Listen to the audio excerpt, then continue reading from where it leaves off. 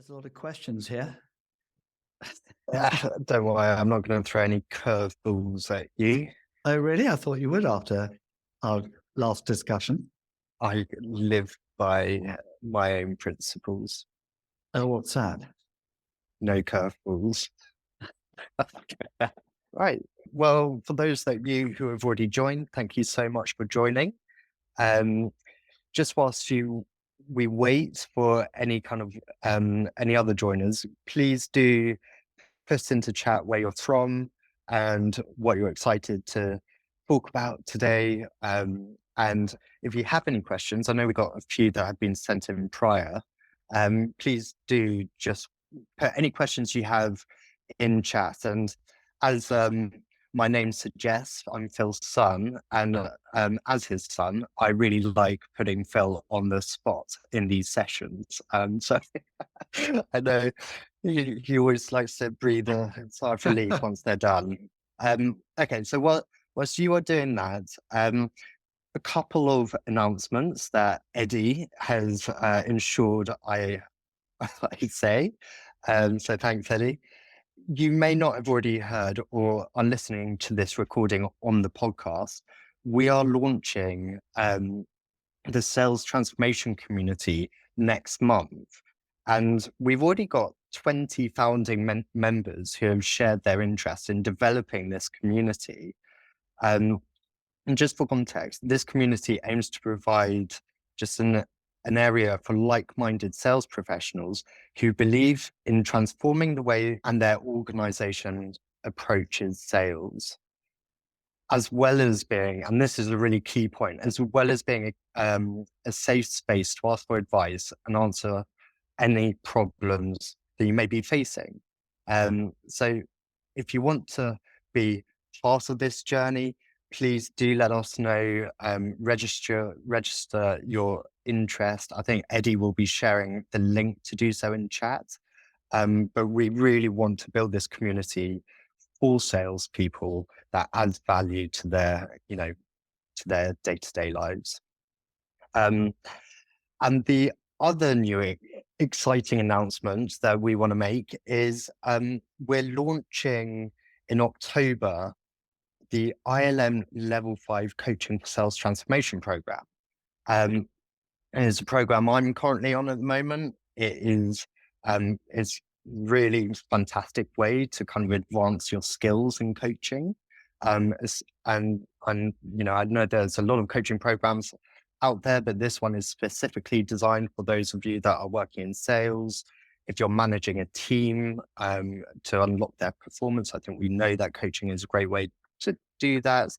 And this is a great way to get an accreditation. If you're a level 7 student or a master's student, there is a way to accelerate the program. So you can, you don't have to do another 12 hours of coaching. You can do an additional 6 hours of coaching, a couple of written projects, and you will get your ILM level 5 qualification. So if you're interested in that, do let us know. That will be starting in October. So yeah, just let us know if you're interested. But that's all from the Consalia announcement front. I hope those 2 points are of interest. But yeah, let's not waste any more time and jump straight into it. So Phil, we did get a few questions prior to this meeting. We did. Which is always great to see. I think it's our third session now. The first one, there weren't that many people joining us. We're slowly getting a few more. And we're certainly getting a bit of engagement before we start these sessions. So that's great. So first question, what kicked off your passion for sales education and why was it so important to you? I wonder who asked that question. I'm not sure who it was, but like many things in life, it happened a bit by accident. And I found myself talking to someone at Middlesex University about taking a research project I was doing with a client and suggesting I turn that into a doctorate. And it was the last thing I had in my mind at the time, but I had always wanted to go to university, and I'd never been to university before, and this opportunity came around, and I had no idea it was possible to do a doctorate without doing an undergraduate or a master's degree. But there are steps you can go through in order to get onto the final research part of the project, if you like, to convince the university that you've got the wherewithal to conduct research at that level. Um, so that's where it was sort of kicked off. But I think that the thing that really kicked off my passion for it, well, at a personal level, I really enjoyed the degree of reflection that comes with a serious research project, and it was obviously on a topic that I was highly interested in. So I was 100% motivated, to do all the reading, to look up journal information, and it took me into a completely new world that I knew nothing about before. The world of other academic research, exploring issues of psychology or trust or whatever the topic might have been. I just loved going through that process, and so that ticked a motivation at a very personal level. But what I found as I was doing the research, it was our clients getting involved in the research and the extent to which they found it interesting. To the point that one of the organizations that we were working with at the time asked if we could actually set up for them an in-house master's program. And there's always been this thing in sales about it being too academic. People assume that if it's a master's or a PhD, it's going to be too academic, therefore not practical enough. But it's so I was worried about the attitudes of salespeople to embarking. Would they be prepared to embark on a 2-year master's degree or a 3-year undergraduate degree, as we now have got, let alone a doctorate? But I was really surprised, pleasantly surprised, at the reaction we got from the very first cohort of people that went through the masters, which was an in-house masters we designed for Hewlett-Packard. And seeing the quality of their work and the contribution that their work could make for the profession just sparked this initial passion, which then has resulted in something a lot bigger now. So I think that the passion is really at a personal level and at a client level. But also I just love seeing how other people respond to the masters. It's incredible. And now organizations are beginning to embrace it on a pretty large scale. So and we've seen that very much in the UK through the apprenticeship program. Yeah, it's quite interesting. I mean, we do find quite a few, certainly in the masters and the postgraduate diploma, we get students who join who are operating at a pretty senior level in Yeah. sales, but who haven't, who've sort of found themselves working in sales. They haven't got a degree and things like that. I mean, quite often there's this hesitance, I guess, of can you do it if you haven't done a degree before, and it's been potentially decades since you've been in academia. Can you do it? Will they perform as they do in their working day-to-day lives in this academic world? And often those are the best students, aren't they? Yeah, I think they are. I mean, it's a great leveler, embarking on a master's program. It doesn't really matter how senior you are or not. You are going to be assessed and measured against a set of criteria over which you have no real control of the assessment. It's controlled, if you like, by the university and the standards that are behind it. So it's a great leveler, and you're quite right. We've had senior vice presidents of sales on the master's program who are worried about their ability to be able to write academically or to do quality work. But I think that the reason, and by the way, the universities love salespeople because they're quite competitive. People aren't content with just a pass. They want to get a merit. And so the quality of the work that we're seeing through the projects that undergraduates and postgraduates now are doing are at the highest level. And the programs that we are now running through the university are being put forward for quite important awards in the UK academic community as an exemplar of a sort of good practice. Yeah. We have incredibly high retention rates. We have really, really, sort of first class honors degrees and 2-1s coming out of the undergraduate course. And, of course, now we've got, I think it's 5 or 6 students completing doctorates in sales. So it's been an incredible journey if you look at it over the last few years. And I know that we've got David Mason on the call. David, I think you've set up the Sales Managers Academy, I think based in Wales. And I'm really glad you've joined this call. So David, I don't know if you want to comment or share a little bit what you're doing in Wales. Is that okay? Can I put you on the spot a bit? Thanks, Phil. Yes, I, I, I, I've been around in sales and sales leadership for more years I care to remember. I'm really sort of pleased that there's now pathways for people to actually become more academic in that without actually losing any of the pragmatic things that you need to take away from education in sales. My experience, very, very bluntly, is that salespeople who are thinking about continuous improvement tend to do better in their roles. Sure. David's also put a question in chat. David, you might, whilst Phil's putting you on the spot, you may want to ask him what your question is. Yeah, I'm always curious as to what's on the minds of salespeople and sales managers. What's the kind of issues that they're thinking about? Are there sort of new things that, as educators and supporters, we should be aware of, or is it the things that are constant? How do I engage with my customers? How do I find out what they value?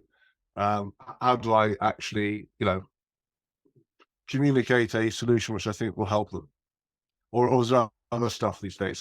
That's always my constant question.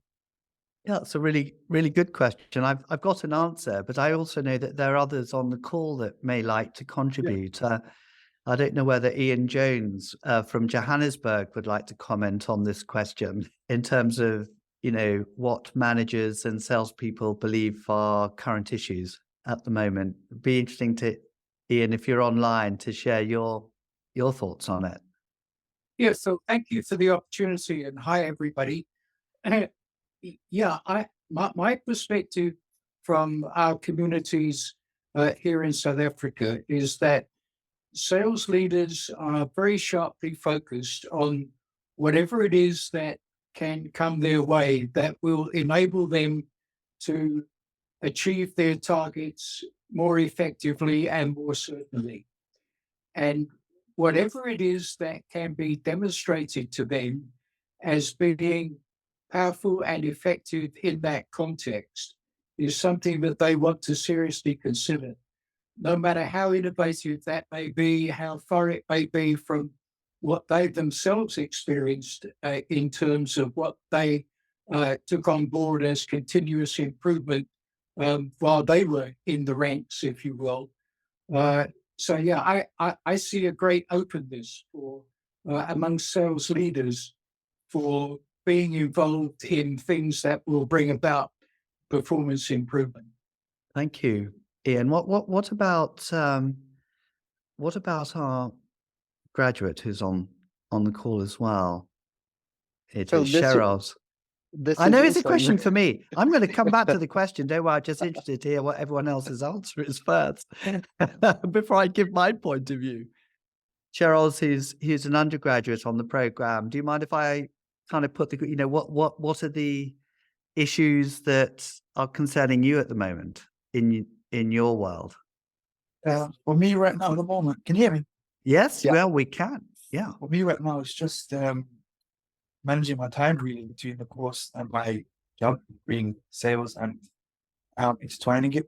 Okay. That's one thing I'm focusing on at the moment. Just balancing the busyness of life. Yes. Yeah. Okay. Well, thank you for that. Sorry to put you on the spot a little bit with that question.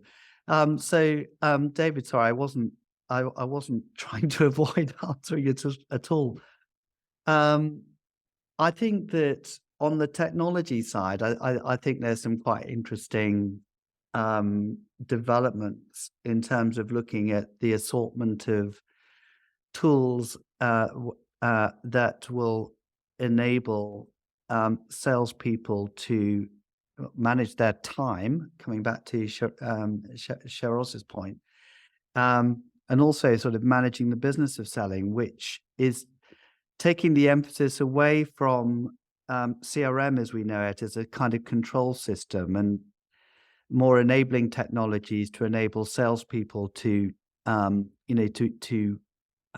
better advance the sales process. So, and I think this is this is an evolution beyond the sales force and those other sort of technologies that have been around. And I'm quite excited about the opportunities that those technologies will bring. So in terms of what sales managers are kind of curious about is, to what extent can I leverage the tools out there to enable my selling organization to be more effective? But that's within the context of a world we now live in, which is, we're going through, we're going through a sort of an economic challenge. Most countries are globally. What I've heard some of our clients speak about around a skills and enablement point of view is the importance of commercial and financial acumen seems to be raising its head. A number of clients that we've spoken to have said whilst there's a lot of growth in the market out there, people tend not to challenge sometimes their purchasing decisions, but when budgets are getting restricted, then there is a much more of a focus on cash and how that's spent, and therefore the skills that are needed within the sales force need to be much more around the commercial return on investment type conversations. So part of my response is based around, what kind of skills seem to be important in a world which is quite challenging to operate in. And part of it is around the innovation that comes through technologies that can enable people, to do their jobs, more effectively. I probably haven't done the question sufficient justice. What do you think, Will? No, I think it's a very good point you raised, and I don't know if David would like to respond to the question as well. Yes, thank you, Phil. I'm encouraged by your view around the use of tech tools and the tech stack to become an enabling. Yeah. Because I spend a lot of time hearing stories around it being something that gets in the way. Exactly. Yes. Yeah. So, and if you can set up your system so that your team members see it as enabling and helps them do their jobs, and I think that's always a plus. Yes, and then as far as sort of leadership is concerned, sales leaders, increasingly in a world where we've gone very rapidly from zero interest rates or very low interest rates to the cost of money being now a major consideration. Just being able to actually understand what that means for a business and a customer you're working with. So getting on top of the financial and commercial is, I think, it's been a bit of a surprise to everybody in terms of the way that now customers are thinking differently and why they're thinking differently and who's doing the thinking. Yes, we have we have a client in the manufacturing sector who had said that they've introduced 6 price increases since the Ukraine war started. And, you know, he said the first 3 or 4, customers kind of accepted. Yeah. But the final 2 is beginning to really hurt. And so, yes, how you navigate around those conversations, I know in sales we've always talked about value, based selling, but the simple discount, understanding the impact of discounting on sales volumes equations, I've found many people in sales don't understand, quite what the implications are. If you give a 10% discount on a gross profit margin of 25%, how much more do you need to sell in order to make the same gross profit as you did before? When we ask that question in a sales conversation, they range from 10% more, to maybe 25. And the answer is 67% more. Often it's very, very few people understand, that correlation between, price and margin and what the impact is on just from a sales volume perspective. So I think this is something that we're finding increasingly important in today's market. This kind of segues quite nicely to a question Steve wrote, who I know is on the call actually, sent prior. So Phil, how would you describe the role of a sales leader as opposed to a sales manager? Before I answer this question, can I just thank Steve for being on the call as well? I mean, for those of you who don't know, but Steve has been one of the trailblazer members for setting up the apprenticeship scheme. Yeah, and so I just want to thank Steve for his involvement in the professionalization of sales initiative. And I'm delighted, Steve, that you're connected and participate a lot in our LinkedIn posts and so on. But coming back to your question, the role of a sales leader as opposed to, I think the sales manager is much more sort of operational. And I mean, sadly, I would say that a lot of sales managers tend to spend their time behind spreadsheets and looking at pipeline and forecasting, and that's a really important part of what they do. They don't spend enough time coaching, and they don't spend enough time looking at other parts of enablement. But essentially, I think the role of the sales manager is more tactical. It is more operational. Whereas, the sales leader is more strategic, maybe more connected with issues of setting policy, looking at territory management, perhaps, selling structures, different go-to-market models, the balances between sort of inside sales capabilities and field sales capabilities. Also, getting involved in important customer meetings, not necessarily, when deals are to be closed, but deals that are at an early stage of the sales cycle. So for me, there's a significant difference, between the role of the sales manager and the role of the sales leader. An interesting question is, which do we think is the most difficult of those two roles? And I think that the role of the sales manager is really difficult. I think it's quite hard. And I think it's quite hard for a number of reasons. A lot of people who get into sales management roles, as we know, are sort of promoted because they've been the top salespeople. And they really haven't been introduced to, the practices and development that's required for being a great sales manager. And yeah, they're very much involved where the rubber hits the road. They play such an important part in directing the activities of the account execs on the road, towards achieving the all important targets. And they're often under huge amount. I mean, everyone's under pressure in sales to perform.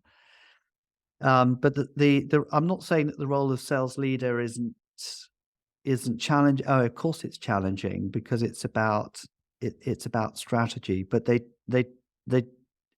they're normally the people that put the pressure on the sales managers to get the results done. And in some cases, they can be quite hard in how they drive sales performance, but yeah, their role is to be able to look at the longer term vision, making sure. I mean, we have this, saying that the role of a manager is to use the resources to develop the business of today and to develop the resources in order to generate the business of the future. And there's a tension between those two roles. Sales manager is more focused on what do we do to get the sales in of today. Maybe 80% of their work directed in that sense, and 20% is on future thinking, development and enabling. Whereas the sales leader, perhaps the other way around, 80% of their time is thinking about the future and 20% of their time is actually looking at sort of the short term. That's my view. I don't know if Steve is able to kind of share his point of view as well. Yeah. Can you hear me? Yes, I can, Steve. Nice to have you on the. Nice to see you again, Phil. So yeah, you can't see my picture, but I think David said he's been doing this more years than he cares to remember. I think I might have been doing it for a bit longer than that, actually. But I've always worked on the basis of simplicity. Yeah. I work on the basis that selling is simple. It's situations that are complex. The context of sales leadership and sales management, I differentiate it with two words really, and they are what and how. Sales managers are very concerned about the what's of selling. Yeah. Hence your comment about sitting behind spreadsheets and managing numbers. Yeah. And sales leaders are more interested in the hows. So how are we going to increase our sales? What do people think about their own performance? How can we help them? And coaching is a big thing in that, a really big thing in that, because it is so important, but it's got to be sustained. Sales managers will tend to, if you like, do some coaching, but it will be topic related rather than, if you like, the whole skill side related. And you have to continually reinforce. I've been doing some work with a customer on this very issue about how do you make things stick. I think it was Neil Rackham who invented spin, said that 92% of sales training is lost within 32 days unless it's reinforced. Now whether or not Neil Rackham is right, that I don't know. But certainly my experience shows me, says to me that if you look at people who go on courses, that unless it is sustained in some way or form, which is the role of the sales manager or the sales leader, is really that if you don't reinforce it, it will definitely get lost.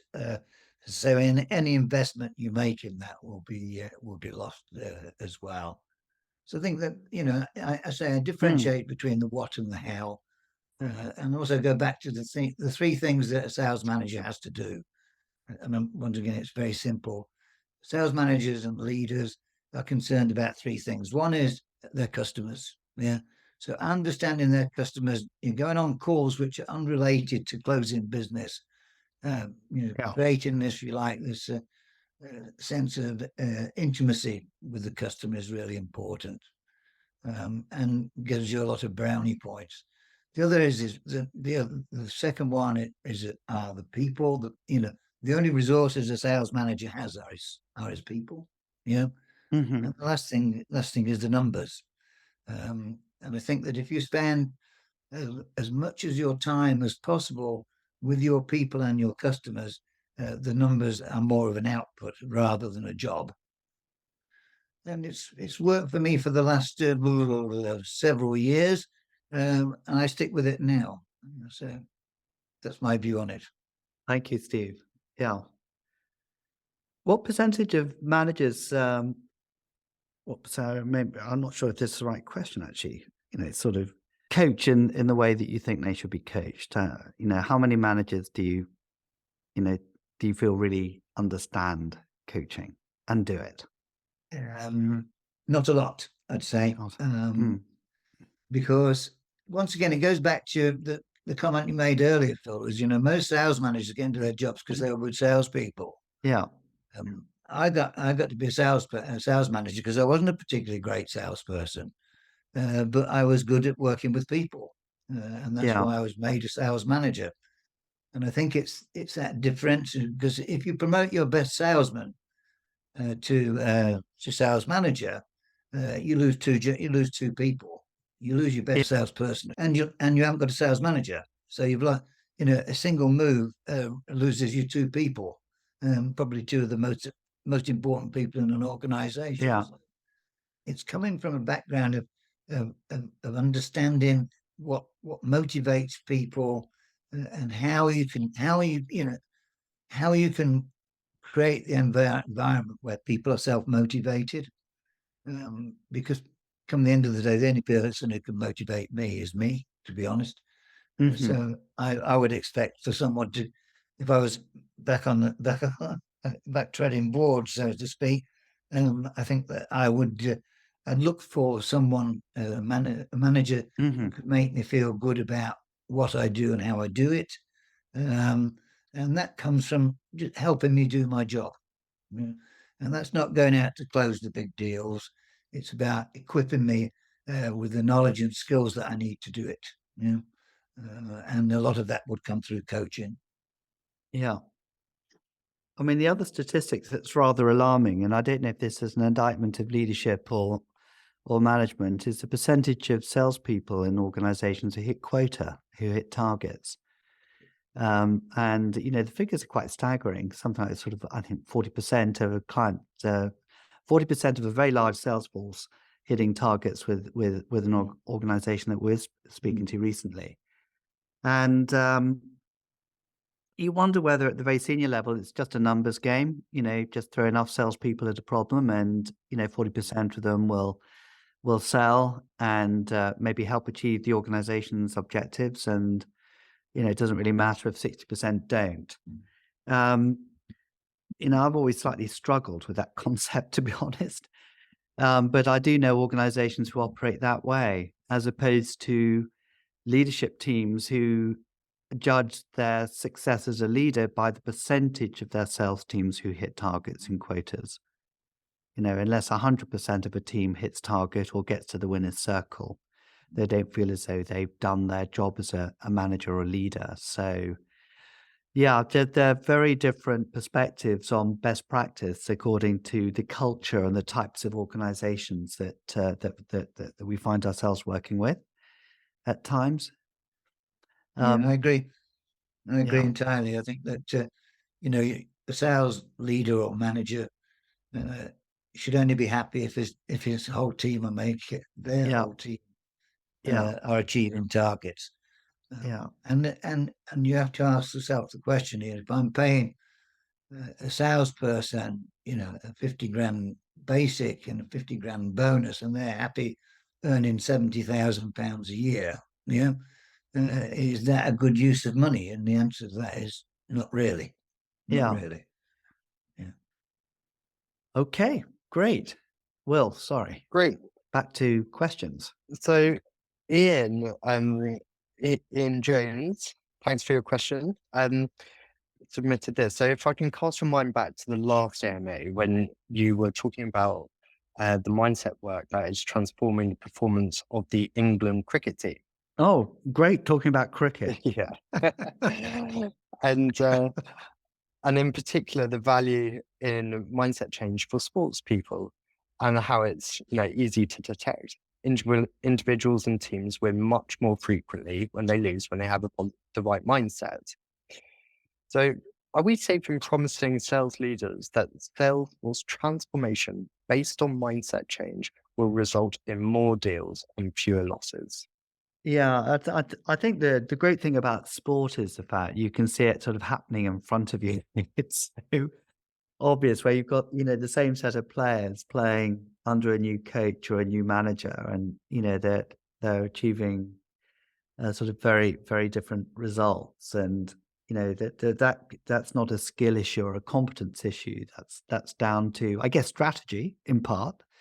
We're going to play this style of game, a mindset, and the mindset you know, is one that's also supported with something we've spoken about before on these AMAs. I think it's about the psychological safety, allowing people the space to know that if you are playing to this plan and you're out there to play an expansive style of cricket, it's okay if you get out first ball. It's okay. We expect that will happen. And so genuinely allowing or creating that sense of, look, we're playing to this game plan. We hope you can score 150 runs, but you might not.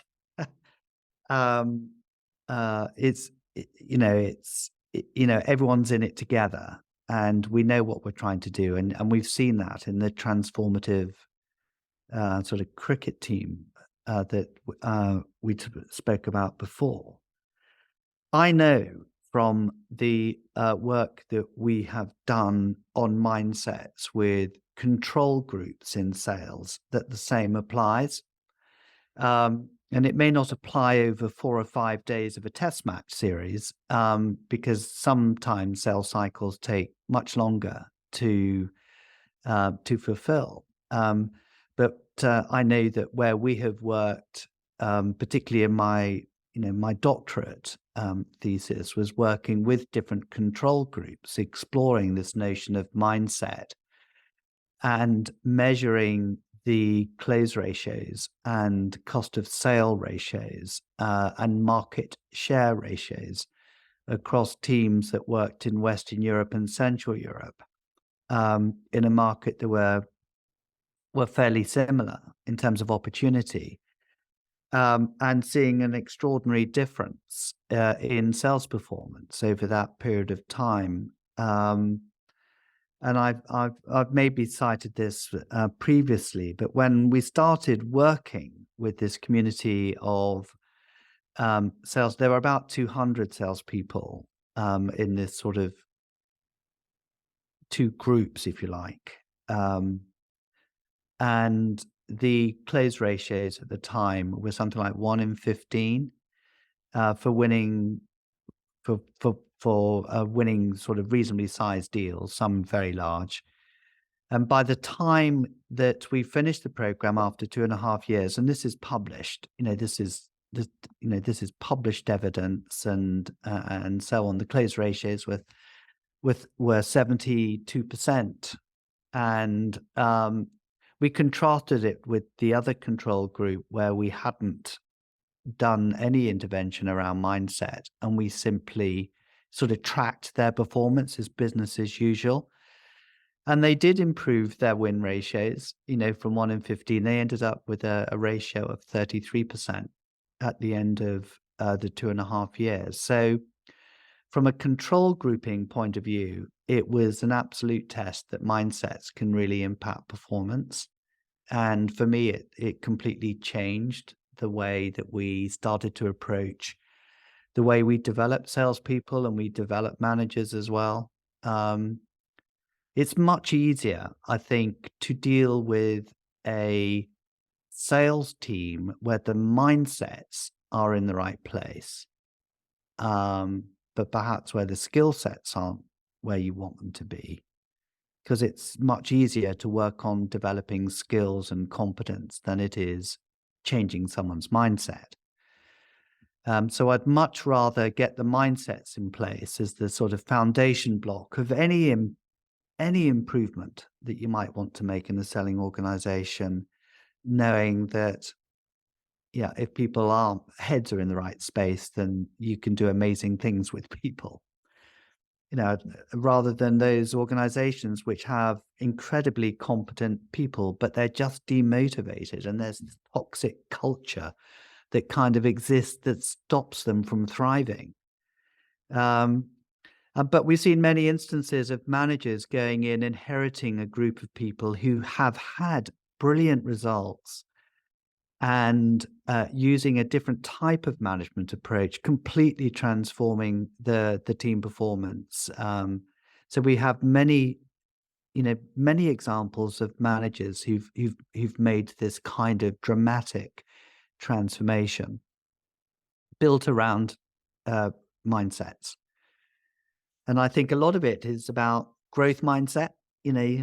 Some people, they won't change, and they have a fixed mindset as opposed to growth. So growth mindset is incredibly important. But then it's also working on the specific sales mindsets that we, very close to our hearts here at Consalia, that we know will produce results. So I don't know if I've answered the question from Ian, but hopefully so. Thank you very much for that question, Ian. And I think we've answered it. And to summarize, absolutely, it's important, isn't it? It is. You've Yeah. got to have the right mindset. Yeah. Okay, so this is the last question, and actually, again, it follows on quite nicely from Ian's question. This was sent anonymously. So just to give you a bit of context, the company is going through a bit of a transition after a merger. But the new head of sales strategy is a real strong believer in skills training.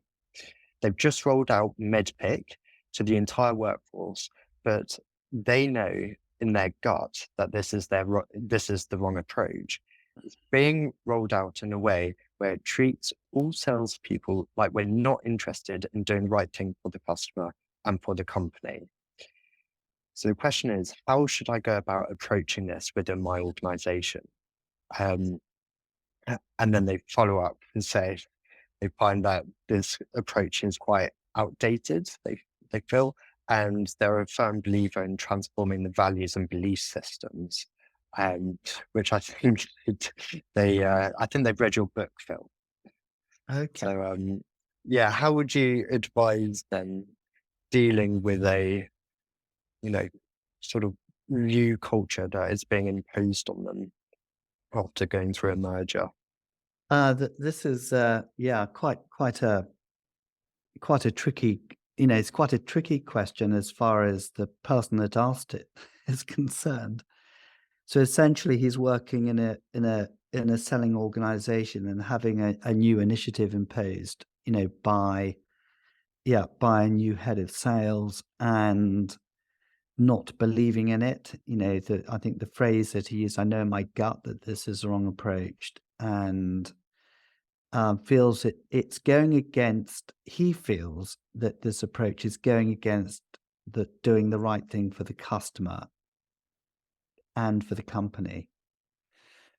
It's quite a tricky, I'd say quite tricky one, because I think what we often find is that if we start talking about personal values and organizational values, and when you've got a difference between the two, when you've got conflict, if the way an organization is being led does not conform to a personal set of values and belief systems that you have, I think you've got a simple choice. You can either stay and recognize that, the average tenure of a senior sales director is about 18 months, isn't it?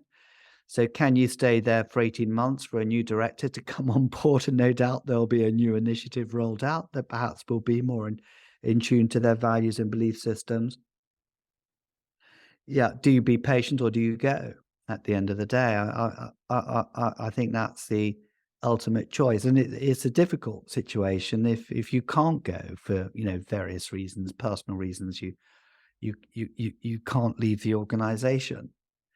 But I think that what we've seen is, perhaps it's not quite the same example, but with the Great Resignation, we have seen a lot of salespeople leaving well-established roles and are looking for other jobs.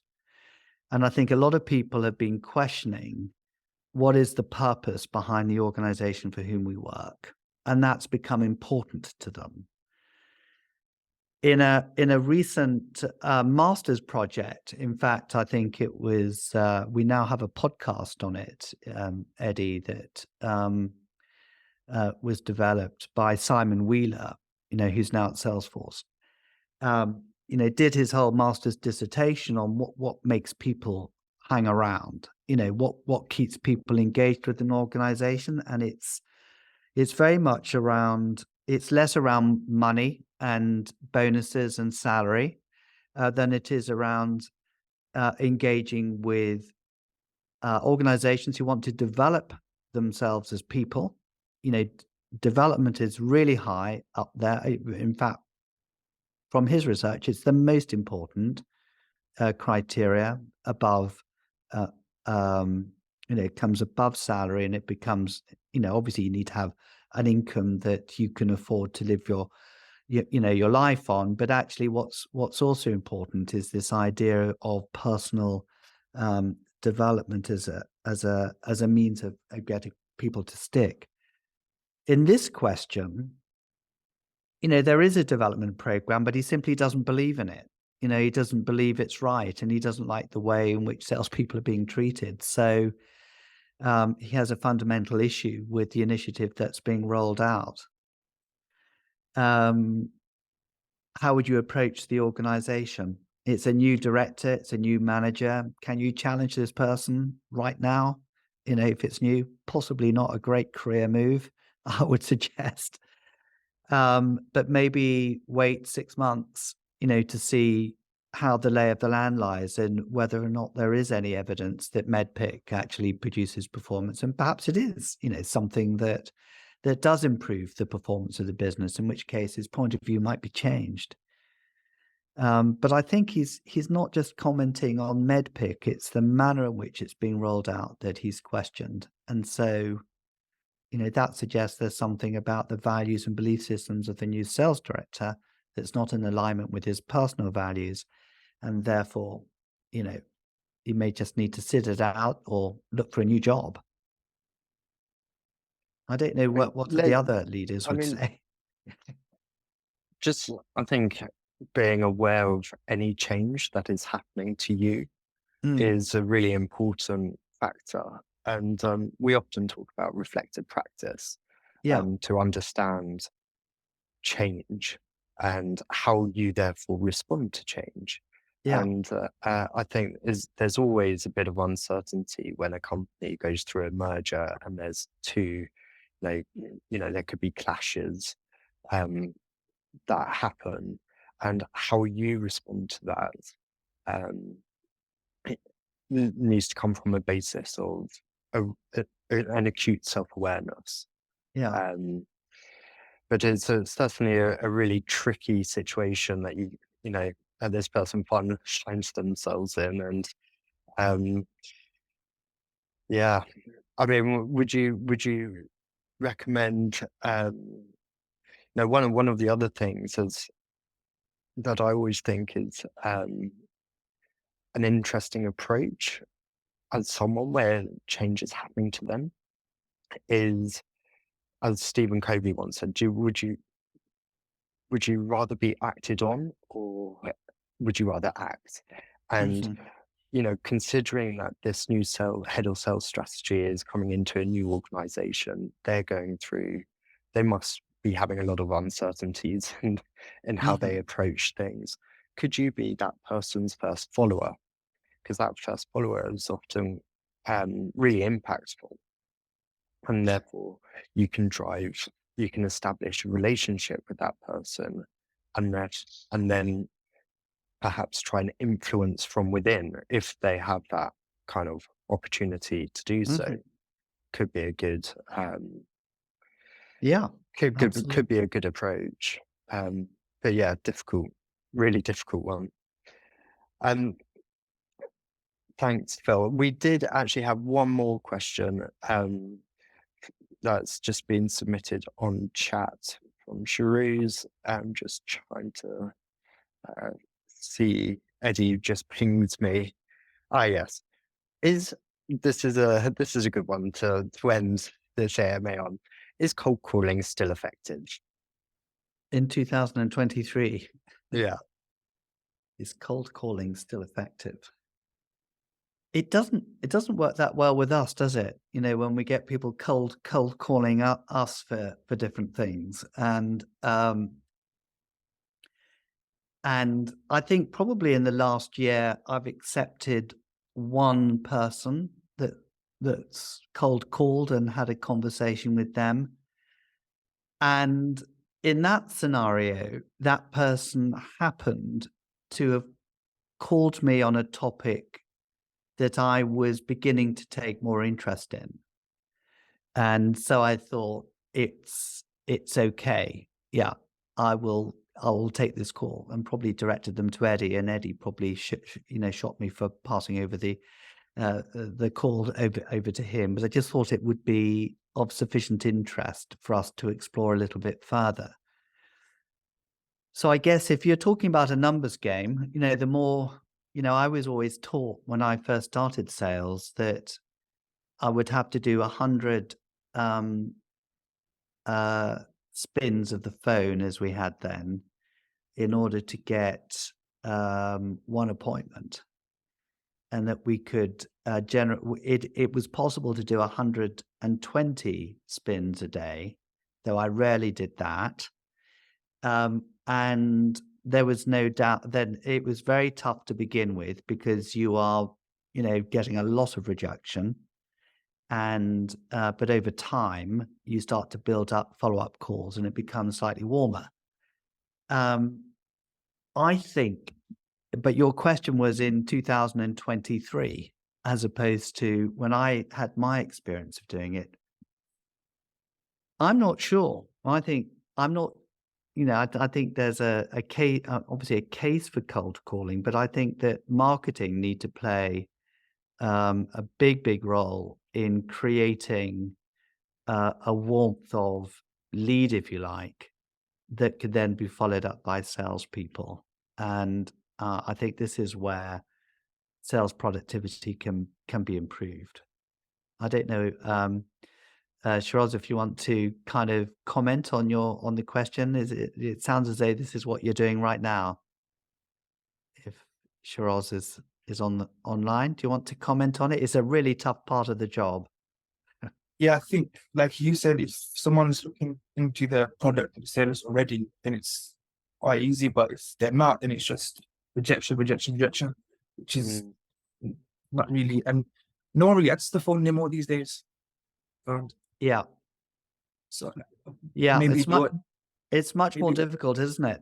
They're not company switchboards, and yeah, there's no switchboard. Yeah, you somehow need to get hold of someone's mobile phone. And I always get irritated when I get someone calling me on my mobile phone that they somehow got, and I don't know who it is, as well. So I think it is much more difficult. So I think that the process of actually finding those warm leads is where marketing comes in, But to I sort of also, create an environment. Will, what do you think? Yeah. yeah, I also think as you were kind of talking about spinning those dials back when you were cold calling, Yes. that you didn't have many other channels of communication. Whereas in today's world, there are so many different channels. Correct. Yes, you've got the phone, you've got email, there's LinkedIn. you've got LinkedIn, you've got even WhatsApp, you've got plethora of different tools that nowadays salespeople can utilize. And you've got to utilize everything. I quite like it when, certainly with some of the people that I engage with, when we establish a relationship and we get to the point where we can just start WhatsApping each other, I feel like that's when you've got a really good relationship with that person. Because it's so instantaneous, but then they might be really slow to pick up their phone, for example. I know that if someone just completely cold called me, I would want to know about the context of that call before I picked it up. So I think cold calling, Shiraz, is challenging, but I think it's one of the tools that you can use as a salesperson, and you you should be thinking creatively about the different channels you can use as well to reach out to people. Yeah, I do use LinkedIn and other things, but I just think But just you the use question was everything. Yeah, I do use everything, but I just Yeah. it's called Yeah. They say there's for a completely cold prospect, there's like I think it's 12 touch points before you kind of move on. Because after 12, if they still haven't responded, then they're probably not interested, or they'll just pick up the phone to tell you they're not interested. Thanks for the you. question. Yeah, thank you. Thanks for And the answer. thank you all for taking part. And yeah, thanks, Phil, for all of your insights. That's great. No, it's great to have David and Steve and all of you on the call, Shiraz, as well. And Ian as well. And Ian Yeah, from South Africa. And looking forward to the next AMA. Great. Thank you all. Have a Thank good you day. all. Yeah. Cheerio. Bye. Bye-bye.